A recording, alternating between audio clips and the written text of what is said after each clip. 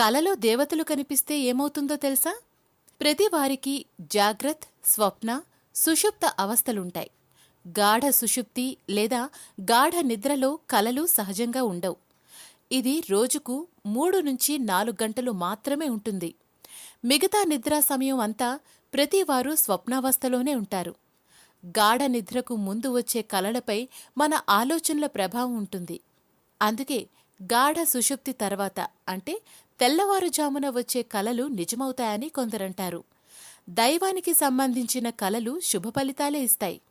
లక్ష్మీదేవి, వినాయకుడు, ఏనుగు కుంభస్థలం, ఆవు పృచ్ఛం కలలో కనిపించడం లక్ష్మీప్రదమని చెప్పారు. హాయ్ ఫ్రెండ్స్, మా టుడే టుమారో యూట్యూబ్ ఛానల్ చూస్తున్నందుకు చాలా థ్యాంక్స్. మరిన్ని లేటెస్ట్ వీడియోస్ కోసం వెంటనే సబ్స్క్రైబ్ చేయండి. అలాగే ఈ బెల్ ని కూడా రింగ్ చేసేయండి. మా నోటిఫికేషన్స్ అన్ని మీ మొబైల్లో వస్తాయి.